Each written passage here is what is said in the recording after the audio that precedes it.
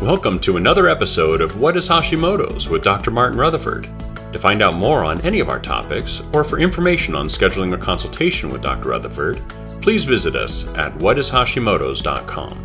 And now, here's Dr. Rutherford. So we're going to talk today about Hashimoto's and hair loss. I mean, for the record, I don't know, I think most of you probably know that I have Hashimoto's, and that I was actually one of the early diagnosis of Hashimoto's. Back when the doctor told me I had it, never even heard of it. and the doctor said, no, nobody's heard of it, but everybody's got it. That was a while ago, and he was right. And I had the classic symptoms. Actually, what happened to me was I got pneumonia, and I was under a lot of stress, and boom, it triggered a whole autoimmune cascade in me, not just Hashimoto's, but celiac and other things. And it's interesting. The two things that I noticed the most was actually the things I put on weight like immediately, but my hair started thinning. And I was suddenly finding that like I had large clumps of hair in my sink and on my brush and stuff like that. And my eyebrows were going away. This was years ago, and maybe you'll notice, I don't know, my hair is kind of back. I mean, there was a point where you could look and see my skull, and my eyebrows were gone.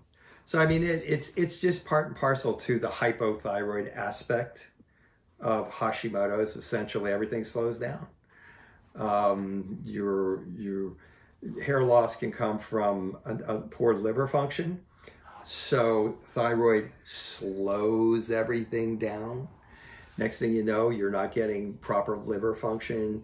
Now you're not breaking down enzymes. You're not making proteins that make your hair. You could get it's not a direct autoimmune attack on the hair. It's altering your it's altering your hormonal function. In women, it's altering your estrogen receptor sites.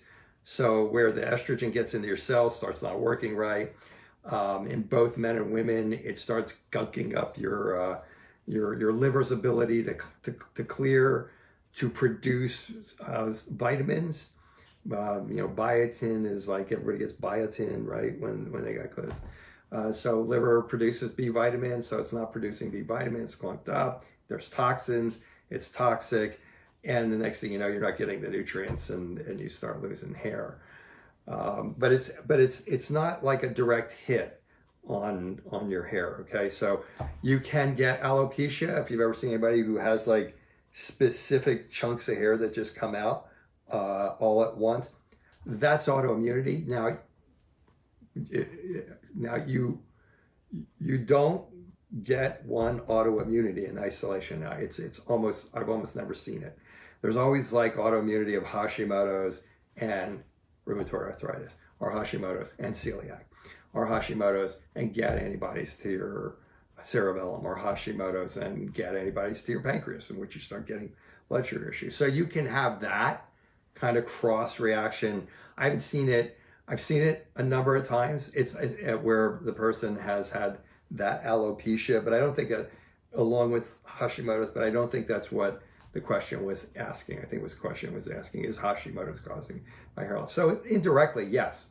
Indirectly, it's one of the most common things. You will go into hypothyroid, and one of the classic signs of Hashimoto's is my hair starts falling out. I mean, if someone tells me I just had a baby, all of a sudden everything is just like I'm putting on weight, my skin's drying out, almost inevitably you're going to tell me, and my hair is falling out. And by the way, they can come in with Hashimoto's and cancer, and you can help the person with like get rid of the cancer, and you can get the Hashimoto's under control. But if the weight doesn't go away and the hair falling out doesn't stop, they always kind of consider that I didn't do a very good job. So it's an important thing. It's an important thing, and it can be, certainly you have Hashimoto's, you have hair loss. That is like suspect number one, probably. Okay. Thank you for joining us for another episode of What is Hashimoto's. To find out more on any of our topics, or for information on scheduling a consultation with Dr. Rutherford, please visit us at whatishashimotos.com.